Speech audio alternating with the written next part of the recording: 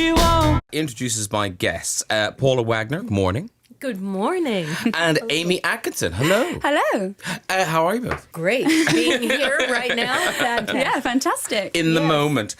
Aimie Atkinson, you are Pretty Woman. I am. That's so exciting. It's so exciting. It's just, I think I'm still in shock, to be honest with you. But it is one of those things, it's also, with the shock and the pleasure and everything comes a bit of pressure, I'd imagine.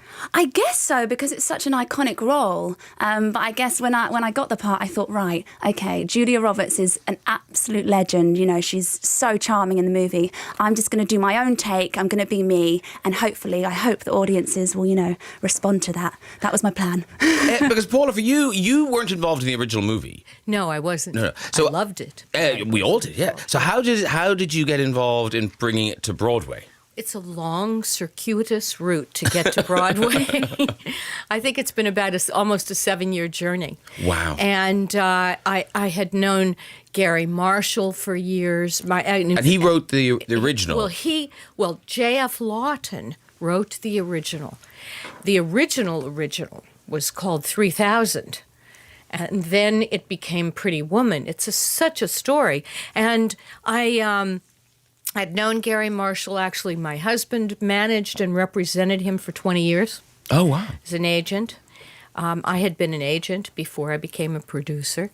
And I knew J.F. Lawton. He had worked on a film script for me. And I loved this project. And it felt like it was organically a musical, just naturally. And the life and the heart and the joy and the love that Gary Marshall brought.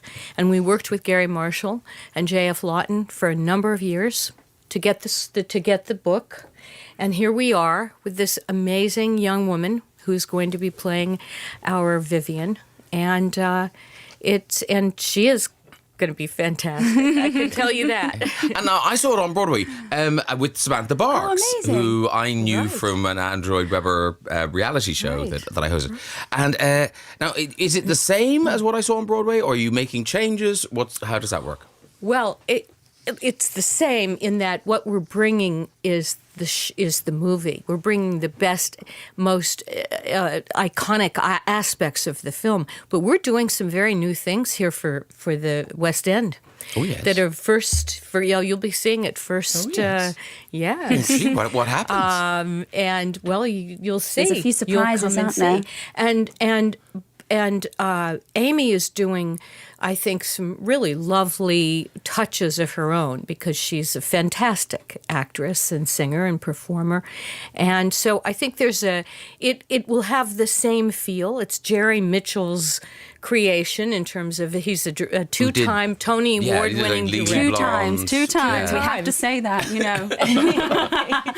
Actually, when I saw it on Broadway, he was sitting behind us. Really? Because we saw it in previews, and he was sitting behind us. We were on best behaviour. Yes. But, yes, so there will be some new things. Oh, okay.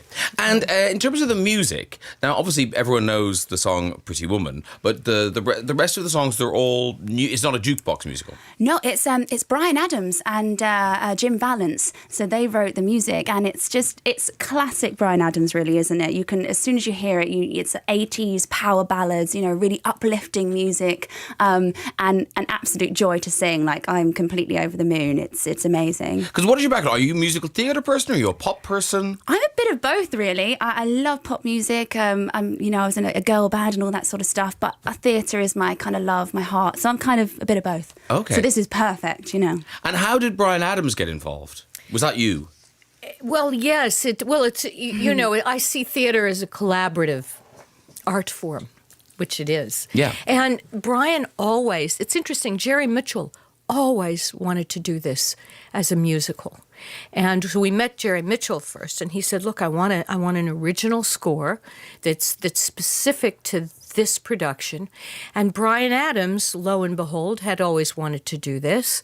And through all kinds of intermediaries, etc., Bryan got to me, and I talked and met Jerry Mitchell and Gary Marshall and J.F. Lawton and I all met with Bryan Adams and Jim Vallance, Jim Vallance has written some amazing songs over the years. He's written a lot of the songs that Bryan is well known for. Oh, okay. He's a terrific songwriter. And we all met. They did a couple of songs, and Jerry Mitchell said, "That's it. He's our guy." We all went, "Yeah, that's it. It's Bryan Adams and Jim Vallance to do the score." Yeah. And Paula, is kind of is theatre your main thing now? Have you caught the bug again for theatre? I've always had that bug. It was unfinished business for me. Because you stared in theatre. I did. Yeah, I did, absolutely. Acting at 13 years old. Oh wow, Yeah. That's starting. And a little kid from Ohio. And how did you? I mean, so because I always think if you've got that performance thing in you, it never goes away. The performance thing. So how did you end up on the other side, doing the production, the agenting, all of that stuff? Well, I'm still acting. I just don't get paid for it. No, I'm sorry. I couldn't resist. It's so true. You know it's true. No, I changed, when I was in my late 20s, early 30s, I realized that I loved being advocate. I became an agent. Yeah. And I was one of the first female agents at Creative Artists Agency. And I loved being an advocate for talent. And that was my passion. And it just changed. I go. I don't have any desire really to act on stage. Did you give yourself, when you were doing the movies, did you give yourself cameos and things? No. Not really. I would have. No. And that's why you're still doing it. You do it. That's right. No, I love talent. I've worked with talent my whole career, and I absolutely love talent. And when I was an agent, I didn't see myself as an agent. I saw myself as an advocate, and I see myself as a producer that way. Yeah. And but I still make movies too. I think there's a fluidity in the world we're living in right now in terms of entertainment. And for actors can go from stage to film to television to, a myriad of opportunities. And the same thing as I see it as a producer. Mm-hmm. Something is right for the stage, it's not necessarily right for film. Mm-hmm. Yeah. So. And also, now the other way around. You bringing it back to the stage. Pretty Woman the Musical opens on February the 13th, quite soon, at the Piccadilly Theatre. Oh, I like the Piccadilly Theatre. Booking on until January the 2nd, 2021. Original music and lyrics by Bryan Adams and Jim Vallance. A book by Gary Marshall and J.F. Lawton. Directed and choreographed by Jerry Mitchell. We'll have more from my guests after a song from Pretty Woman the Musical. Now, this is from the original Broadway cast recording with Samantha Barks. What can you tell us about the song I Can't Go Back? When do you sing this? So this is our 11 o'clock number. So this is the big number. And it's where Vivian has a realization that, she can't go back to the life that she was leading. She's so much more than that. And it's got so much hope to it. And it's very, very powerful. Here it is. You make me happy. You know just what to say. But I ain't Cinderella, who'd wanna be anyway. Of all the things I wanted, one thing I never got was to be treated like somebody.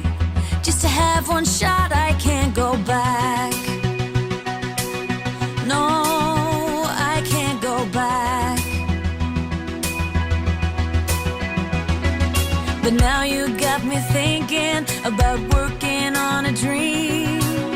I'm not quite there yet, I'm somewhere in between. I hear you talking, how I deserve the best. A voice inside my head keeps saying, don't settle for less. I can't go back. I've seen a different world, I can't go back.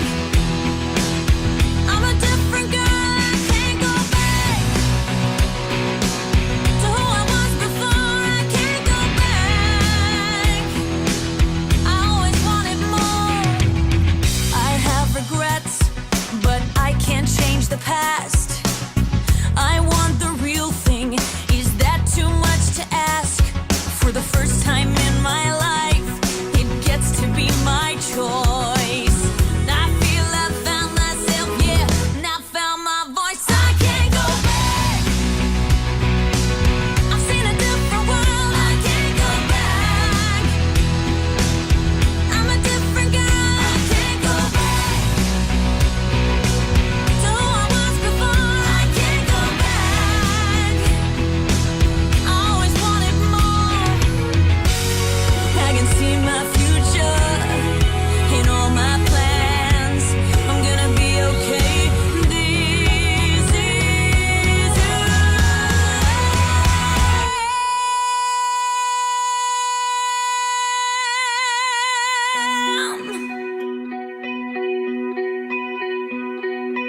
True, I sold my body, but I never sold my soul.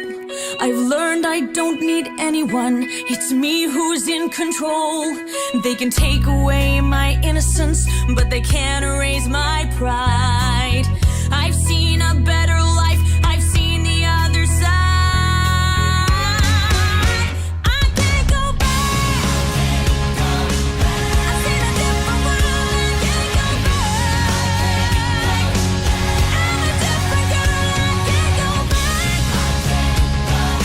To who I was before, I can't go back. I can't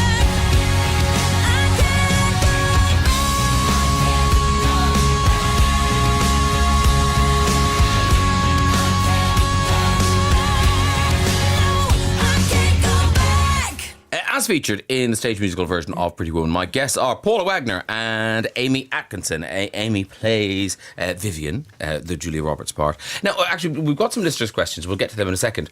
But it interests me, Paula, because it's such an unlikely story to be a big kind of family-friendly musical and film, because, you know, it does deal with prostitution. How did you approach that, putting it into a musical?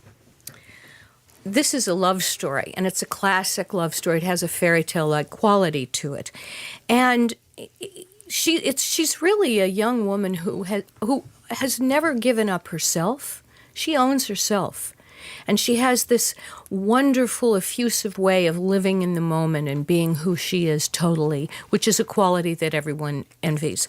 So we didn't look at it so much as in terms of what she does. It's just that you know from the beginning, her journey is, how do I get out? Right away, her first song, Amy's first song is Anywhere But Here. And it's what we're glorifying is the journey out. It's really a redemptive love story because both people are lost in their own way. She saves herself and she saves him in our show. Proper romance. Yeah. And that's really, it's really not about that. It's symbolic. It's about, really what it's about is people who come from these two extremely different worlds, the haves and the have-nots, really. Yeah. And they find each other, save each other, and she has left something that she really... She's not very good at it. She doesn't know what she wants, but she doesn't want this.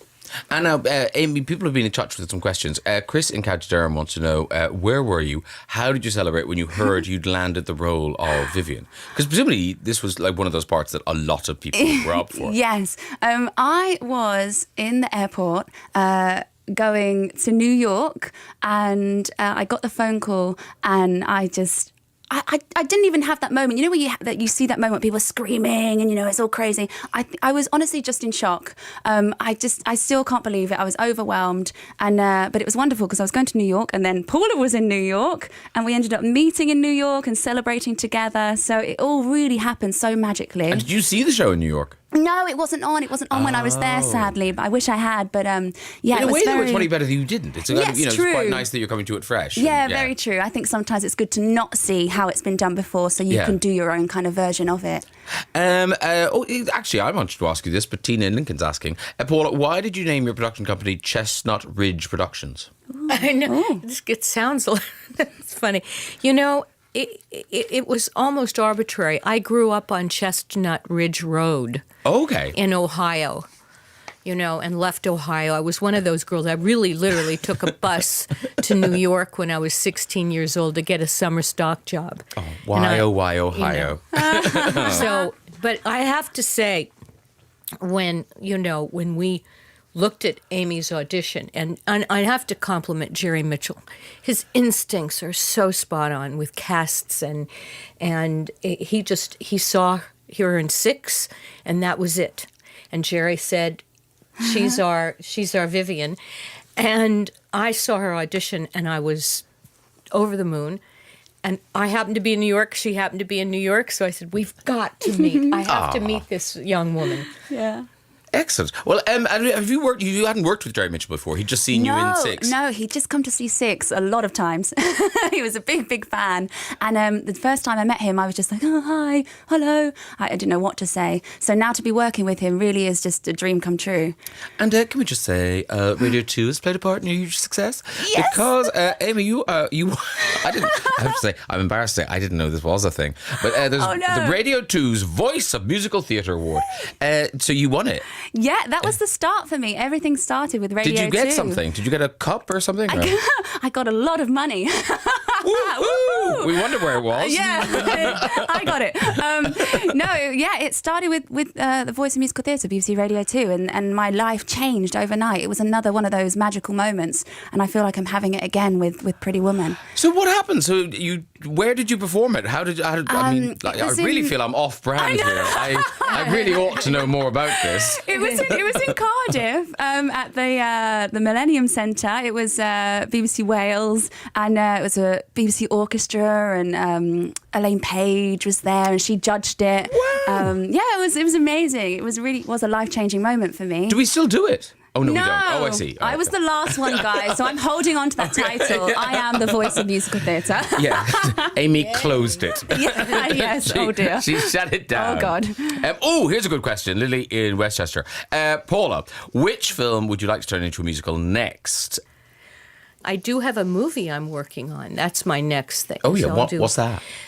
It's called Rapper's Delight. It's the story of the woman who brought hip-hop into the mainstream. That's what. Yes. Wow. Mm-hmm. We don't know who. Do we know who she is? Yes. Well, I mean, you do obviously, but her name is Sylvia Robinson. Okay. And she was the. She was the executive. She put together Sugar Hill Gang, and the song "Rapper's Delight" that came out in the early '80s. She produced it. She made the whole thing happen. Oh wow! Is she still alive? No, she isn't. Okay. But she. It's an amazing story. And it's a female empowerment, a story of, against all odds. Yeah. She brought this new form in 1979 called hip hop and rap, and she saw it in Harlem and Queens and in New York and made this song. Wow. And it became huge all over the world. And what's the time scale on that? I mean, are you in pre-production? Yes, we have a director. We have a script. You're there? Oh, you're that far along? We're moving along. We should probably do it starting next year. It won't come out for a while. Okay. So that's my absolute next one. And then I'm going to find some theatre. And maybe I can work with you again. Talking of theatre, Craig and Tanoon, and I meant to ask you about this, you worked with the blushing Mrs. Murdoch, Jerry Hall, in Panto. Oh, right. Yes, I did. Yes. When was that? Oh, gosh. A while back now. It must be 5 years or something. I'd say pre-wedding, I would have thought. Oh. I think her Panto days might be over. We can't be sure. But yes. Where was it? We were at Richmond Theatre. Oh, okay. Yes. Oh, yeah. nice. It was lovely. She was great. Yeah, lovely. Yeah. Lovely. Actually, she is lovely. I've interviewed her other times. She's a laugh, yeah. Have we time for one more? Yes, of course I want to ask you this. Ian, in Broadway, not that Broadway, one in here. When you were an agent back in the 80s, were you on 10, 15 or 20%? Ooh. Agents can only take 10%. Is that a law in America? A law, absolute law. You cannot. Here it's not. Really? Yeah, you should come here. I need to make some phone calls. No, you can't. Yeah, Amy's going, what? No, you can only take... Paula, do you want to be Amy's agent? Paula Wagner and Aimie Atkinson, thank you so much. Pretty Woman the Musical opens on February the 13th at the Piccadilly Theatre, booking until January 2nd, 2021. It's a year. Original music and lyrics by Brian Adams, Jim Valance, book by Gary Marshall and J.F. Lawton, and directed and choreographed by Jerry Mitchell. Paula, Aimie, thank you so much for coming to see us. Thank you. Thank you. Folk and traditional music.